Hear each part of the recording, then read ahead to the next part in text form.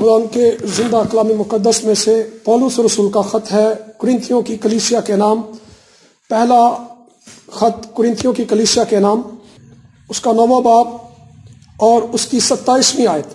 خدا کے کلام میں لکھا ہے، بلکہ میں اپنے بدن کو مارتا کوٹتا اور اسے قابو میں رکھتا ہوں، ایسا نہ ہو کہ اوروں میں منادی کر کے آپ نامقبول ٹھہروں۔ آمین۔ پولس رسول کی زندگی سے ہم سب واقف ہیں اور ہر شخص اس کی زندگی سے انسپائر ہے، اور ہر شخص یہ خواہش کرتا ہے کہ جس طرح سے پولس نے مسیحی زندگی کو گزارا، ہم بھی اسی طرح سے اپنی مسیحی زندگی کو گزاریں۔ لیکن بہت سی ایسی باتیں جو پولس رسول نے اپنی زندگی میں اڈاپٹ کی، جن کے باعث وہ ان تمام کاموں کو کر پایا اور ہم نہیں کر پاتے۔ ضروری ہے کہ ہم ان کاموں اور ان باتوں کو اپنی زندگی کے اندر لا سکیں، خداوند سے اس بات کے لیے درخواست کر سکیں۔ اسی کے تعلق سے پولس یہ فرماتا ہے کہ میں اپنے بدن کو مارتا کوٹتا اور اسے قابو میں رکھتا ہوں۔ جب خداوند یسوع مسیح سے اس کی دمشق کی راہ پر ملاقات ہوئی، خداوند نے اس کو ایک مشن دیا، اسے خدمت سونپی، تو دیانتداری سے پولس نے کلیسیاؤں میں وہ پیغام جو اس کے دل کے اندر تھا ان تک پہنچا دیا۔ کلیسیاؤں کو فقط پیغام پہنچانا ہی اس کی ذمہ داری نہیں تھی، بلکہ اس پیغام کو جو وہ پہنچا رہا تھا اس کا پریکٹیکلی ان کو وہ عمل بھی دکھا سکے کہ یہ پیغام جو میں آپ لوگوں تک پہنچا رہا ہوں اس کی حقیقت، اس کی اصلیت یہ ہے۔ اور پولس اپنی پریکٹیکل زندگی کے اندر، اپنی عملی زندگی کے اندر اپنے تعلق سے یہ بتاتا ہے کہ جب میں نے وہ پیغام لوگوں تک پہنچایا تو میں نے اپنے آپ پر بھی نگاہ کی۔ یہ نہیں کہ صرف دوسروں کو ہی نصیحت کرتے رہنا اور خود کو وصیت کرتے رہنا۔ پولس اپنے آپ پر نگاہ کرتا ہے، وہ دوسروں کی زندگی پر نظر نہیں کرتا، وہ اپنے آپ کو دیکھتا ہے کہ میں کہاں پر کھڑا ہوں، میں کس طرح سے چل رہا ہوں، میں کس طرح سے سوچتا ہوں، میں کس طرح سے بات کرتا ہوں، میں کس طرح سے دیکھتا ہوں، میں کس طرح سے سنتا ہوں۔ وہ اپنے بدن کے تعلق سے بات کرتا ہے کہ میں اپنے بدن کو مارتا اور کوٹتا اور اسے قابو میں رکھتا ہوں۔ جب بدن کو مارنے اور کوٹنے کی بات آتی ہے تو یہ باڈی کو ڈسپلن کرنے کی بات ہے، باڈی اپنے بدن کو نظم و ضبط کے اندر لانے کی بات ہے۔ وہ اپنی باڈی کو، اپنے بدن کو ایسے ہی آزاد نہیں رکھنا چاہتا کہ جو چاہے اور جب چاہے اس کا بدن جس کام کے لیے چاہے وہ اس کو کر لے۔ وہ اپنی آنکھوں کو اس بات کے لیے پابند کرتا ہے کہ میں نے کیا دیکھنا ہے، وہ اپنے کانوں کو اس بات کے لیے پابند کرتا ہے کہ میں نے کیا سننا ہے، وہ اپنے منہ کو اس کے لیے پابند کرتا ہے کہ میں نے کیا بولنا ہے، وہ اپنے پاؤں کو اس بات کے لیے پابند کرتا ہے کہ میں نے کہاں بیٹھنا ہے۔ وہ ایک نمونے کے طور پر لوگوں کے سامنے اپنے آپ کو پیش کرتا ہے، لیکن اپنے آپ پر نگاہ کرتا ہے کہ میں نے کس طرح سے چلنا ہے، اپنی باڈی کو ڈسپلن کے اندر لے کر آنا ہے۔ اور جب ڈسپلن کی بات آتی ہے تو ہم سب کے ذہن کے اندر جو پہلا خیال آتا ہے، ملک کے اندر، انسانوں کے اندر، اداروں کے اندر، ہمیں اگر کہیں سب سے زیادہ ڈسپلن مل سکتا ہے تو وہ فوج ہے، آرمی کے اندر۔ سب سے زیادہ ڈسپلن یہ ادارہ کسی بھی ملک کے اندر ہوتا ہے، اور اداروں کے اندر آپ بے ترتیبی کو دیکھیں گے، بے ہنگم چیزوں کو دیکھیں گے، تعلقات کو دیکھیں گے، الٹے سیدھے کاموں کو دیکھیں گے، اور ایسی باتوں کو دیکھیں گے جو غلط ہوں گی۔ جو قوانین کو وہ بناتے ہیں وہ ان کو خود ہی توڑ دیتے ہیں۔ لیکن فوج اور آرمی ایک ایسا ادارہ ہے جس کے تعلق سے ہر شخص یہ سوچتا، تصور کرتا اور توقع کرتا ہے کہ آرمی جو ہے وہ کسی لیول پر کمپرومائز نہیں کرتی، آرمی جو ہے، فوج جو ہے وہ کسی بات کے اندر جو ہے تعاون نہیں کرتی گناہ کے ساتھ۔ اگر ہم اس کو دیکھیں، دشمن کے مقابلہ میں وہ کسی طرح کی لچک کو شو نہیں کرتی۔ انڈیا کے طیارے جب پاکستان کے اندر آئے تو پاکستانی آرمی نے ان کو چھوڑ نہیں دیا، ان کو اس ملک کے اندر پھرنے نہیں دیا، انہوں نے فوراً سے اٹیک کیا، ایک دم سے ایکشن لیا۔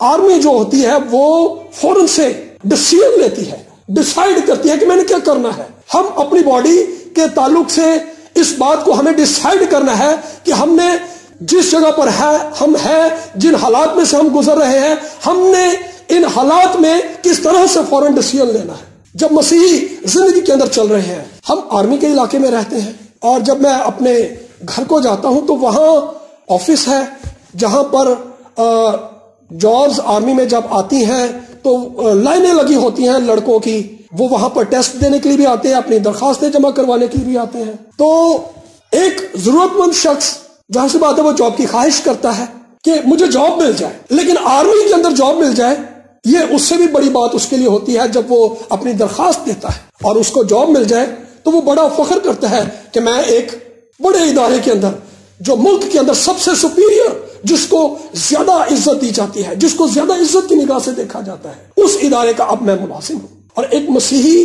جو ہے اس کے لیے کیا ہے، ہر ایک توبہ کرنے والا شخص جو مسیح کے پاس آتا ہے، خداوند یسوع مسیح اس کو اپنی آرمی کے اندر بھرتی کر لیتے ہیں۔ لیکن ہم جو دنیاوی زندگی میں دیکھتے ہیں کہ ہمارے ارد گرد جو افواج ہیں وہ بڑی ڈسپلن کے اندر چلتی ہیں، لیکن ایک مسیحی اس طرح سے ڈسپلن کے اندر ہمیں نظر نہیں آتا۔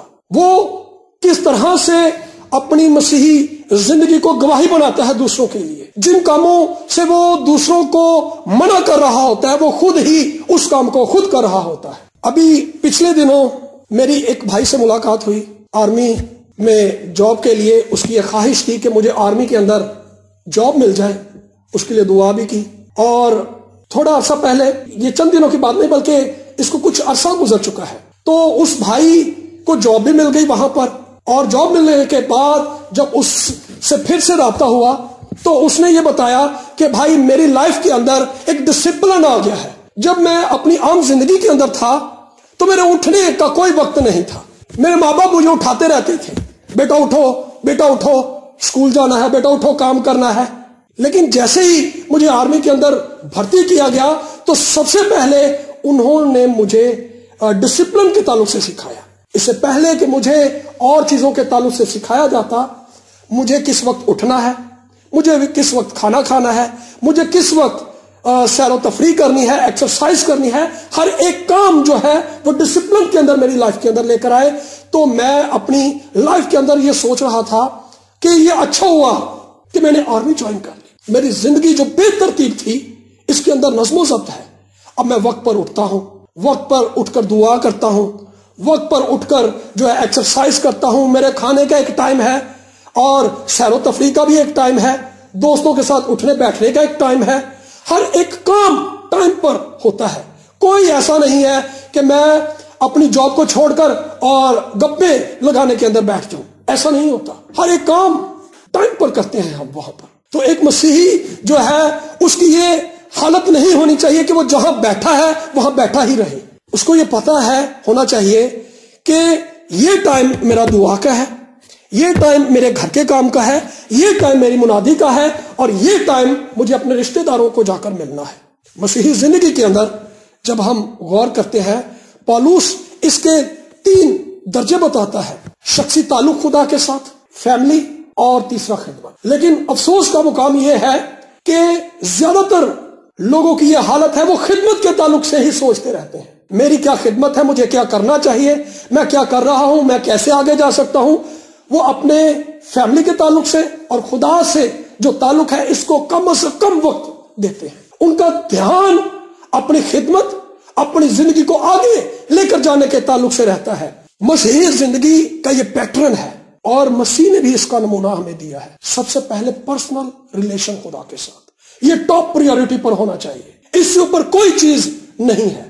دوسری فیملی، کرائسٹ کی فیلوشپ باپ کے ساتھ تھی، اور اپنی 30 سالہ زندگی کے اندر اس سے پہلے کہ خداوند خدمت کا آغاز کرتے 30 سال باپ کے ساتھ رفاقت رکھی، اور 30 سال اپنی فیملی کی ذمہ داریوں کو پورا کیا۔ اس کے بعد خدمت تیسرے درجے پر آتی ہے، لیکن ہم پہلے درجے پر لے آتے ہیں اور مشکلات کے اندر پھنس جاتے ہیں، اپنے لیے مشکلات پیدا کرتے ہیں، اپنی فیملی کے لیے، اور کسی طرح سے ہم نمونہ بھی نہیں ٹھہرتے، اور اپنی فیملی کو بھی خدا ان کے پاس لانے میں ناکام رہتے ہیں، کیونکہ جب ٹاپ پریورٹی پر جو کام ہے وہ جب ہم نے کیا ہی نہیں خدا کے ساتھ فیلوشپ، پھر ہم اپنی فیملی کو بھی اس طرح سے اس کی خبر گیری نہیں کر سکتے۔ پالوس اس کے تعلق سے کہتا ہے، جب کوئی اپنے گھرانے کی ہی خبر گیری نہیں کر سکتا تو خدا کی کلیسیا کی خبر گیری کیوں کرے گا؟ خدا کی کلیسیا کے اندر کام کرنے سے پہلے اس بندے کو اپنی فیملی کے اندر اپنے آپ کو پروف کرنا ہے کہ میں اپنی فیملی کے تعلق سے ذمہ دار ہوں، مجھے اپنے فیملی کی فکر ہے، مجھے اپنی فیملی کے ہر ایک کام کو کرنا ہے۔ اکثر لڑکوں کو جب کام کہا جاتا ہے آپ ایک بار نہیں کہہ سکتے، 10 چکر لگوا دیے، ہمارے لسٹ بنا کر دیں اور ہمیں ایک ہی بار بھیج دیں۔ یہ میں فخر کے لیے نہیں کہہ رہا، میں میں گواہی کے لیے اپنے تعلق سے بتا رہا ہوں کہ میرے امی اور بہنیں اس بات کے گواہ ہیں کہ مجھے 20 چکر کوئی مارکیٹ کے لگوایا، میں 200 چکروں کے اندر ایک بار بھی اس بات کے لیے کلیم نہیں کرتا کہ آپ نے مجھے کیوں بھیجا، کیونکہ مجھے یہ پتا ہے کہ یہ میں نے ہی کرنا ہے، یہ میری ذمہ داری ہے، یہ میری ڈیوٹی ہے۔ جب میں خدمت کے اندر نہیں تھا تو اس سے پیشتر بازاروں میں اور جگہوں پر جانے کے لیے وہ مجھے پریفر کرتے تھے کہ مجھے لے کر جاتے تھے، کیونکہ اکثر جب لڑکوں کو بازار میں لے جائیں اور دکان پر ٹائم لگ جائے تو وہ آگ بگولا ہو جاتے ہیں، اتنی دیر لگا دی، کون سا ایسا کام تھا جو اتنی دیر لگا دی، تو وہ پریفر کرتے تھے کہ مجھے لے کر جائیں، کیونکہ میں نے کسی طرح سے اس کے لیے رجسٹ ہی نہیں کرنا، مزاحمت ہی نہیں کرنی، بھئی جو آپ کا کام ہے جب کمپلیٹ ہو جائے تو پھر چلیں گے۔ ایک مسیحی کو اپنے فیملی کے اندر کس طرح سے موو کرنا ہے، اپنی فیملی کی ضروریات کو اسے پورا کرنا ہے۔ اگر رشتہ داروں کے پاس جانا ہے ضروری ہے تو رشتہ داروں کے پاس جانا چاہیے، یہ نہیں کہ رشتہ داروں کو پیچھے چھوڑ دیں۔ جو شخص دیکھتے ہوئے انسانوں کے ساتھ تعلق قائم نہیں کر سکتا وہ اندیکھے خدا کی خدمت کرنا بھی اس کے لیے مشکل ہوگا۔ جب میں نے توبہ کی اس وقت میں بہت سے لوگوں سے ناراض تھا، تو میں یہ سوچتا تھا کہ ٹھیک ہے میں نے توبہ کر لی، اب کوئی بلاتا ہے بلایا، نہیں بلاتا نہ بولا، مجھے کیا ضرورت ہے کسی کی۔ لیکن خدا نے مجھے یہ بات سکھائی کہ اگر تو میرے ساتھ چلنا چاہتا ہے تو تجھے لوگوں کے ساتھ چلنا ہوگا، ان کے ساتھ صلح کرنی ہوگی، ان کے ساتھ میل ملاپ کرنا ہوگا، ان کے پاس واپس جانا ہوگا، پھر تو میری خدمت کر سکے گا۔ ایک ٹائم میری فیملی کے اندر بڑا گیپ تھا میرے اور میری فیملی کے درمیان، لیکن جب مجھے خدا نے اس بات کی بھی سمجھ دی تو میں نے اس گیپ کو بھی پورا کیا، دور کیا، تاکہ میری فیملی کے لوگ اپنی باتوں کو مجھ تک پہنچا سکیں۔ کیونکہ خدمت کے اندر ایسا تھا کہ جب میں خدمت میں تھا تو وزٹ کے لیے دوسرے گھروں میں بھائیوں بہنوں کے پاس جانا تو وہ اپنی باتیں مجھ تک آسانی سے پہنچا لیتے تھے، لیکن جب میں اپنی فیملی کے تعلق سے سوچتا تھا کہ میری فیملی کے اندر ایسا رابطہ نہیں ہے میرے ساتھ، تو میں نے اس میں خود کو ہی غلط پایا کہ یہ میری ہی غلطی ہے، کیوں میں نے اپنی فیملی کو ٹائم نہیں دیا، کیوں میں نے ان کے لیے رکاوٹوں کو دور نہیں کیا کہ وہ میرے قریب آ سکیں۔ اور ایک وقت آیا کہ میری فیملی کے اندر میرے ماں باپ، میری بہنیں، میرا بھائی اور دوسرے رشتہ دار میرے بہت قریب آ گئے، اور وہ ہر طرح کی وہ بات مجھ سے کر سکتے تھے جو وہ اپنے دل کے اندر رکھتے تھے، نہ صرف کلیسیا کے اندر بلکہ میری فیملی کے اندر بھی۔ ہمیں اپنی فیملی کے اندر بھی اس بات کو دیکھنا ہے کہ ہماری کیا ذمہ داری ہے۔ جو شخص فیملی کے اندر اپنے آپ کو پروف نہیں کر سکتا وہ خدمت کے اندر بھی آگے نہیں جا سکتا۔ پھر خدمت کا کام، کیونکہ میں نے اپنی زندگی کا ایک بڑا حصہ اپنی فیملی کے بغیر گزارا، خدمت کو ہی سب کچھ سمجھ لیا، لیکن بہت نقصان اٹھایا اس کا، بہت نقصان اٹھایا، بہت ٹائم لگ جاتا ہے گھرانوں کو مسیح کے پاس آنے کے لیے، آپ کو نمونہ دینے کے لیے۔ فرسٹ پریورٹی پر خدا کے ساتھ آپ کا ریلیشن، خدا کے ساتھ ٹائم سپینڈ کرنا، پھر فیملی کو دیکھنا۔ اگر آپ ماں باپ ہیں بچوں کی ذمہ داری پوری کرنی ہے، اگر آپ بچے ہیں تو اپنے والدین کو، اپنی پڑھائی کو، اپنے کاموں کو دیکھیں۔ اگر کلیسیا کے اندر ہے تو کلیسیا کے اندر جو کچھ ذمہ داریاں خدا نے آپ کو دی ہیں، پادری صاحب تو جو دے سو دیں، لیکن جو خدا نے آپ کو دی ہیں ان کو آپ کیسے سر انجام دیتے ہیں۔ پالوس اپنی باڈی کو ڈسپلن کے اندر لے کر آتا ہے کہ مجھے کیا دیکھنا ہے، مجھے کیا سننا ہے، مجھے کیا بولنا ہے۔ وہ کہتا ہے کہ تمہارا کلام ایسا پرفضل اور نمکین ہو کہ تمہیں ہر ایک کو مناسب جواب دینا آ جائے۔ وہ اپنے منہ کو ڈسپلن کے اندر لاتا ہے، یہ نہیں کہ غصے کی حالت میں اتنا ہائپر ہو گئے کہ جو منہ کے اندر آیا وہ بول دیا۔ اور لکھا ہے کہ بے تامل بولنے والے کی باتیں تلوار کی طرح چھید کرتی ہیں، اور جو سنے گا وہ چھلنی ہو جائے گا۔ اور ایسے زخم، ایسے گھاؤ جو سالوں کے اندر ہیل ہوتے ہیں، ایک دم سے وہ ہیل نہیں ہو جاتے، ایسے گھاؤ باتوں کے، خیالوں کے اندر سے وہ باتیں نہیں جاتی، وہ رویے نہیں جاتے۔ جب ہماری زندگی کے اندر ہم اپنے منہ کو کنٹرول میں نہیں لاتے، ہم اپنے سننے کو کنٹرول کے اندر نہیں لاتے۔ ہوا کی پہلی مسٹیک یہ تھی کہ اس نے اب سانپ کی آواز کو سننے کے لیے اپنے کان دے دیے تھے۔ ہوا کی یہ پہلی مسٹیک تھی کہ اس نے اپنے کان دے دیے تھے، پھل کو اس نے بعد میں دیکھا۔ سننے سے ایمان جاتا رہتا ہے، سننے سے لکھا ہے کہ ایمان پیدا ہوتا ہے سننا مسیح کے کلام سے، لیکن جب اس نے کچھ اور ہی کلام سن لیا تو اس کا ایمان کہاں گیا؟ جو ایمان تھا وہ بھی جاتا رہا، جو کلام اس کے اندر تھا وہ بھی جاتا رہا۔ بہت محتاط اپنی باڈی کو ہم نے کرنا ہے۔ ہم اپنی باڈی کو اس طرح سے نہیں دے سکتے کہ شادیوں کے اندر جائیں اور کھانے کے لیے لڑتے رہیں، جھگڑتے رہیں۔ مجھے یاد ہے ایک واقعہ، پادری ولیم صاحب کے صاحبزادے کی شادی تھی اور ہمارے ایک دوست تھے، میں ان کے ساتھ بیٹھا ہوا تھا تو سب کھانا لے رہے تھے، میں اپنی ٹیبل پر بیٹھا تھا اور ٹیبل کے اوپر پلیٹ تھی۔ ایک بزرگ آئے ہماری کلیسیا کے، انہوں نے کہا پادری صاحب یہ پلیٹ فارغ ہے، میں نے کہا ہاں جی، میں نے انہیں دے دی۔ تو ایک بھائی جو میرے ساتھ بیٹھے ہوئے تھے انہوں نے اپنی پلیٹ کو شملہ پہاڑی بنایا ہوا تھا، میری نظر ان کی پلیٹ کی طرف نہیں تھی، تو جب مووی بنانے والا آیا تو انہوں نے وہ پلیٹ میرے آگے کر دی۔ وہ شخص آپ اندازہ کریں جو کھانا لینے کے لیے نہیں اٹھ رہا، اس کے لیے یہ بات کس قدر ناگوار ہوگی۔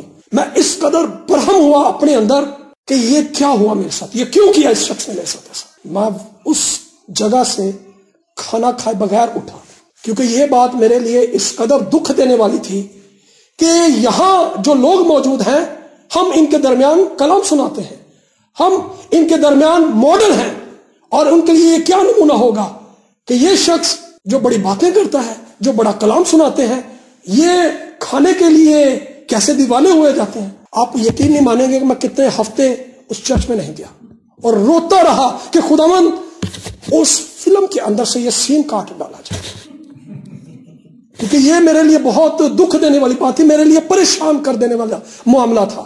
اور جب کچھ عرصے کے بعد میں چرچ گیا تو پادری صاحب کے صاحبزادہ سے ملاقات ہوئی، دولہے میاں سے، تو انہوں نے کہا شاہد بھائی آپ ساری شادی میں کہیں فلم کے اندر نظر نہیں آئے۔ میں نے کہا یہ کیا کہہ رہا ہے، شادی کے اندر نظر نہیں آئے؟ میں تو تھا وہاں پر، مہندی میں بھی تھے ہم اور بارات میں بھی تھے ہم۔ تو میں نے کہا آپ نے فلم صحیح طرح سے دیکھی ہے؟ انہوں نے کہا ہاں بالکل دیکھی، آپ کہیں نہیں نظر آئے۔ آپ یقین مانے میری آنکھوں سے اسی لمحے آنسو جاری ہو گئے، وہ سارے سین کاٹ ڈالے دیے خدا نے۔ کیوں؟ کیونکہ میرے لیے یہ بات دکھ کی تھی کہ ہم دوسروں کے لیے ٹھوکر کا باعث نہ بنے۔ اس بات کا ہمیں دھیان رکھنا ہے کہ ہم دوسروں کے لیے ٹھوکر کا باعث نہ بنے۔ بارہا میری زندگی کے اندر ایسی چیزیں تھیں جن کے سبب سے لوگوں نے ٹھوکر کھائی، اور آج بھی میں ان باتوں کے لیے خدا کے حضور میں آنسو بہاتا ہوں کہ خدا وہ سب باتیں جو میری زندگی میں تھیں جن کے سبب سے لوگوں نے ٹھوکر کھائی، ان لوگوں کو بحال کر، ان کے ایموشنز کو میرے لیے بحال کر، ان کی اس محبت کو میرے لیے بحال کر دے۔ خدا سب کچھ بحال کرنے کی قدرت رکھتا ہے، آمین۔ ہمیں دوسروں کے لیے اس بات کے اندر محتاط رہنا کہ ہم دوسروں کے لیے کہیں ٹھوکر کا باعث نہ ہو۔ ہمارے پہناوے سے کیا دوسرے لوگ ٹھوکر تو نہیں کھاتے؟ ہم کس طرح کا لباس پہنتے ہیں؟ ابھی پچھلے دنوں ہم نے کچھ ایسی شادیاں اٹینڈ کی جن کے اندر جو خادم حضرات تھے بھی ان کے ڈریس کے تعلق سے بہت سے لوگوں نے باتیں کی۔ بہنوں کے پہناوا کے تعلق سے تو بات کی ہی جاتی ہے، لیکن خادموں کے پہناوے کو بھی بڑا خاص اس کے اوپر نظر رکھی جاتی ہے۔ خادم، اس کی فیملی، اس کے بچے، خادم کے بچے، خادم کی بیوی کیسا ڈریس پہنتے ہیں، کیا یہ دوسروں کے لیے ٹھوکر کا باعث تو نہیں؟ ہمیں اس بات کے لیے اپنے آپ کو محتاط رکھنا ہے، اور ٹھوکر کھلانے والے کے لیے بہت سخت الفاظ ہے، بہت سخت کلام ہے، کوئی رعایت نہیں ہے۔ ایمانداروں کی زندگی کے اندر جب کوئی شخص ٹھوکر کھاتا ہے تو لازم ہے کہ ہم اس بات کو فوراً سے پہچان کر اس کو ترک کر دیں تاکہ ہم پر رحم ہو۔ لکھا ہے کہ جو اپنے گناہ کو چھپاتا ہے کامیاب نہ ہوگا، لیکن جو اس کا اقرار کر کے اس کو ترک کرتا ہے اس پر خدا کی رحمت ہوگی، آمین۔ لیکن جو شخص مسلسل اپنی ہٹ پر اڑا رہتا ہے اور دوسروں کے لیے مسلسل ٹھوکر کا باعث بنا رہتا ہے، اس کے لیے کرائسٹ نے یہ کہا ہے کہ اس کے لیے یہ بہتر ہے کہ اس کے گلے کے اندر چکی کا پاٹ ڈالا جائے اور اس سمندر کے اندر پھینک دیا جائے۔ یہ بہت سخت ہے، یہ میری بات نہیں، یہ کرائسٹ کی بات ہے، یہ کلام ہے جس کے مطابق خدا ہر ایک کو جج کرے گا، جس کے مطابق خدا ہر ایک کو دیکھے گا۔ پولس اپنی باڈی کو اس طرح سے وہ کہتا ہے کہ میں مکوں سے مارتا ہوں، کوئی خواہش اس کے اندر سے اٹھتے ہیں وہ اس کو مکوں سے مارتا ہے۔ اور قابو کے لیے یہاں جو ورڈ استعمال ہوا ہے وہ ڈولاس ایز اے ورب، فعل کے طور پر، ڈولاس غلام کیسا ہوتا ہے، کون ہوتا ہے، ہم سب جانتے ہیں۔ غلام کی نہ تو اپنی مرضی ہوتی ہے، نہ کوئی اپنی خواہش ہوتی ہے، نہ کوئی اپنا ٹائم ٹیبل ہوتا ہے۔ غلام کو جو کہا جائے اس نے وہ کرنا ہے، غلام کو جو کھانے کو دیا جائے وہ کھا لیتا ہے، جہاں بٹھایا جائے وہاں بیٹھا رہتا ہے، وہ اپنی باڈی کو غلام کے طور پر ڈیل کرتا ہے۔ لیکن ہم اپنی باڈی کو کیسے ڈیل کرتے ہیں؟ اچھا ہونے دعا پھر کر لیں گے، پہلے یہ کام کر لئیے پھر کر لیں گے۔ ہم اپنی باڈی کو جتنا زیادہ ایزی کر دیں گے، ہماری باڈی اتنا زیادہ ہمیں کنٹرول کرے گی۔ کرائسٹ نے اپنی باڈی کو دے دیا تھا۔ پالوس اس کے تعلق سے کہتا ہے کہ جو مسیح کے ساتھ مر چکے ہیں لازم ہے کہ وہ روح کے موافق چلے۔ جسم کے کام تو اب ظاہر ہے، جسم کے کام جتنے بھی ہیں ان کے تعلق سے اپنی باڈی کو غلام کی طرح ڈیل کرنا نہیں، یہ تجھے نہیں کرنا، مارنا کودنا ہے اس کو۔ لیکن یہاں پر ایک بڑی محتاط ہونے کی بھی ضرورت ہے، ہم جسمانی طور پر غیر قوموں کی ریاضت کی طرف نہ نکل جائیں۔ یہاں ایک بہت بڑا ٹریپ بھی ہے۔ غیر قوموں کے اندر کیا ہوتا ہے؟ سادھو سندر سنگھ کی ہم نے کتابیں پڑھی، اس کے اندر سادھو جو ہے بہت سے ایسے لوگوں سے ملاقات کرتے ہیں، کہتے ہیں کہ میں ایک جگہ سے گزرا، وہاں ایک شخص نے اپنے ہاتھ کو اوپر رکھا، وہ ہاتھ سوکھ گیا۔ کیوں؟ کیونکہ اس ہاتھ سے اس نے بہت سے لوگوں کو نقصان پہنچایا تھا۔ ایک شخص نے اپنے آپ کو اندھیرے کے اندر رکھا تاکہ روشنی کو نہ دیکھے۔ مسلسل تاریکی کے اندر رہنے سے بھی ہماری آنکھوں کی بینائی ختم ہو جاتی ہے، اور وہ سب لوگ جو اپنے گناہوں کے اندر زندگی گزار رہے ہوتے ہیں اپنی بینائی کو کھو دیتے ہیں۔ کرائسٹ نے بھی اس کے تعلق سے کہا کہ وہ روشنی جو تجھ میں ہے اگر تاریکی ہو تو کیسی بڑی ہوگی۔ کوئی روشنی ایسی ہے جو تاریکی کی مانند ہے، اور کلام میں لکھا ہے کہ کچھ عجب نہیں کہ شیطان بھی اپنے آپ کو نورانی فرشتہ کا ہم شکل، وہ ایک ایسا نور ہے جو تاریکی ہے، حقیقی طور پر وہ تاریکی ہے لیکن نور کی مانند ظاہر ہوتا ہے۔ لگتا ہے ایسے ہی ہے، نور کے کام ہے، ہم اس کو نور کے کام سمجھ کر رہے ہوتے ہیں، لیکن اگر وہ تاریکی ہوئی تو کرائسٹ نے کہا وہ کیسی بڑی ہوگی، وہ تو بہت بڑی ہوگی، مطلب وہ سراسر تاریکی ہی ہوگی، اس کے سوا کچھ نہیں ہوگا۔ تاریکی کے اندر مسلسل چلتے رہنے سے ہم اپنی بینائی کو کھو دیتے ہیں۔ اور سادھو ایسے لوگوں سے ملا جنہوں نے اپنی ہاتھ کی مٹھیاں اس طرح سے دبا لی کہ ناخن ان کے ہاتھوں دوسری طرف سے نکل آئے تاکہ اپنے بدن کو اذیت دیں۔ ہمیں اپنے بدن کو اس طرح سے اذیت دینے کے لیے نہیں، ہاں ہمیں اپنے بدن کو مارنا کوٹنا ہے۔ دعا کے اندر نہیں بھی دل کر رہا تو بھی گھٹنوں کے بل بیٹھ جائے، کوئی الفاظ نہیں ہے تو بھی بیٹھ جائے، رونا چلانا شروع کر دے خدا کے حضور میں۔ کوئی الفاظ نہیں بھی ہے تو بھی خداوند کے حضور میں بیٹھے رہیں، کیونکہ یہ باڈی کے اندر جنگ چل رہی ہے۔ جسم یہ چاہتا ہے کہ دعا کے اندر سے نکلا باہر، لیکن روح چاہتی ہے کہ بیٹھی رہے۔ موت کے درجے تک پالوس کہتا ہے کہ میں درجے تک پہنچنے کی کوشش کے اندر ہوں کہ مسیح کی موت کے اندر مشابہت پیدا کروں۔ ہمیں اس درجے تک پہنچنا ہے، دعا کے اندر مسلسل بیٹھے رہنا ہے جب تک یہ جنگ ہم فتح نہیں کر لیتے اپنی۔ آمین۔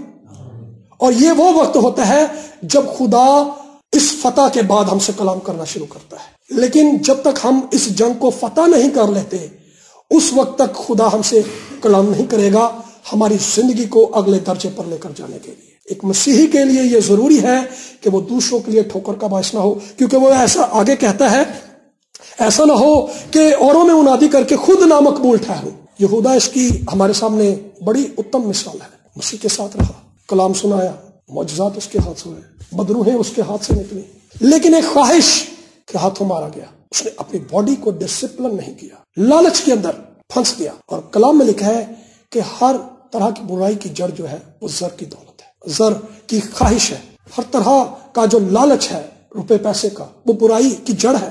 اس نے اپنی زندگی کے اندر اپنی باڈی کو ڈسپلن نہیں کیا اور ہلاک ہو گیا۔ کہتا ہے کہ میں اوروں کو یہ سکھا کر کہ مسیح کے ساتھ کیسے چلنا ہے، مسیح نے آپ کے لیے کیا کیا ہے اور آخر میں ہمارے لیے کیا تاج رکھا ہے، کیا انعام رکھا ہے، ایسا نہ ہو کہ میں دوسروں کے لیے ٹھوکر کا باعث ٹھہروں، وہ بھی ٹھوکر کھائیں اور میں بھی ہلاک ہو جاؤں۔ بہت محتاط ہونے کی ضرورت ہے مسیحی زندگی کے اندر۔ ہمیں اپنی زندگیوں میں پھر سے اس بات میں اپنے آپ کو دیکھنا ہے کہ ہم نے اپنی پریئر لائف کو کس ٹائم کس جگہ پر لوز کیا تھا، پھر وہیں سے اپنی پریئر لائف کو جیسے ہی ہم ریسٹور کریں گے۔ اگر ہم 1 گھنٹہ دعا کرتے رہے ہیں تو خدا ہمیں پھر سے وہی جگہ پر لے کر جا سکتا ہے۔ میرلن کروتھر کی ہمیں بات یاد ہے، جب وہ بوڑھا ہو گیا تو یہ کہنے لگا کہ اب میں کرسی پر بیٹھ کر جو ہے میں دعا کروں گا۔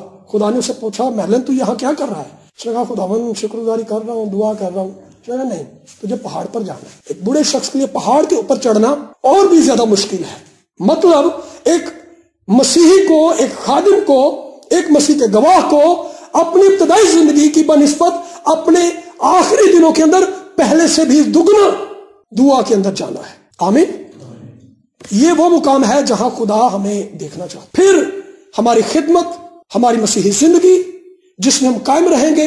اور ایک اور بات میں ضرور بتا کر اس بات کو ختم کرنا چاہوں گا. ایک جو فوجی ہوتا ہے وہ بیچارگی کی زندگی بسر نہیں کرتا، وہ لاچارگی کی زندگی بسر نہیں کرتا، وہ لاچار سا نہیں رہتا، وہ مایوس اور نا امید نہیں رہتا. وہ ہر وقت الرٹ رہتا ہے، ایکٹیو رہتا ہے. وہ نا امید نہیں رہتا، وہ بے دل نہیں رہتا.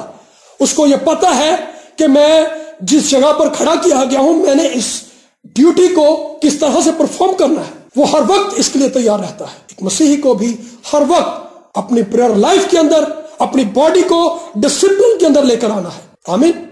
آئیے اپنے سروں کو جھکائیں اور دعا مانگیں. پادری صاحب سے گزارش ہے کہ وہ آئیں اور ہم سبوں کے لیے دعا میں رہنمائی.